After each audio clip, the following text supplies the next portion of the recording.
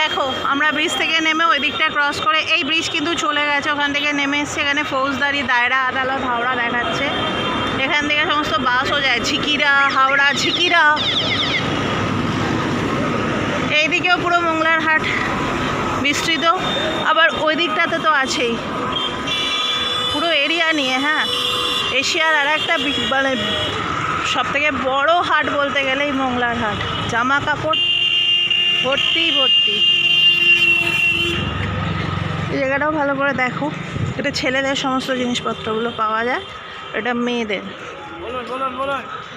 এখানেও পুরো ছেলেদের বারমুডা থেকে প্যান্ট থেকে সব আছে। এই সাইডটা পুরো ছেলেদের জন্যই স্পেশাল, ইভেন ওই দিকটা বাচ্চাদের আছে।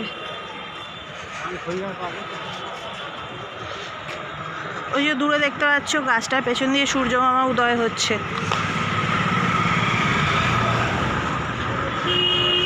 আমরা হাওড়া, আচ্ছা আমরা এতটা রাস্তায় এসছি, এসে এই দাদাদের দোকানটায় প্রথমে এলাম। দেখো এখান থেকে পুরো নাইটি স্টল, প্রচুর নাইটি আছে। আমরা এখান থেকে চুজও করছি নাইটিগুলো। আচ্ছা দাম আমি বলবো না, দাম তো ওঠানামা করেই, তো তোমরা এসে নিজেরা দরদাম করে নেবে। এখানে শুধু নাইটিও নেই, এই সাইডে এগুলো কী আছে, পিলো কাভার, তো পিলো কাভার আছে।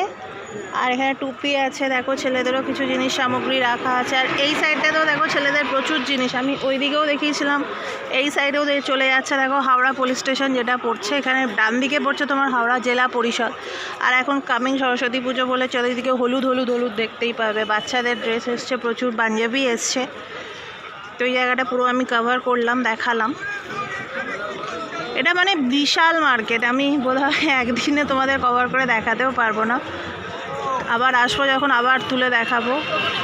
তো সময় সুযোগ করে একবার এসো, নিজেদের কাছাকাছি থাকা জায়গার মধ্যে এসে আমাদের এই সামান কেনা হয়েছে কিছুটা, আরও ঘুরছি।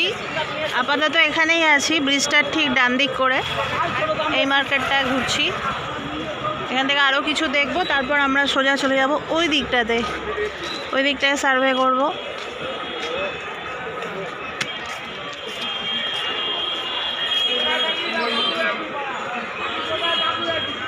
সকাল 4টে সাড়ে 4টে থেকে, দাদা 4টে সাড়ে 4টে থেকে আপনাদের দোকান খুলে যায় না? মোটামুটি 4টে সাড়ে 4টে থেকে এখানে খুলে যায়। 4টে সাড়ে 4টে থেকে দাদারা বলছেন খুলে যায়। চলে আসবে যত তাড়াতাড়ি সম্ভব। আমরা তো তাও 5টায় বেরিয়েও আমাদের 6:30 হয়ে গেল আসতে।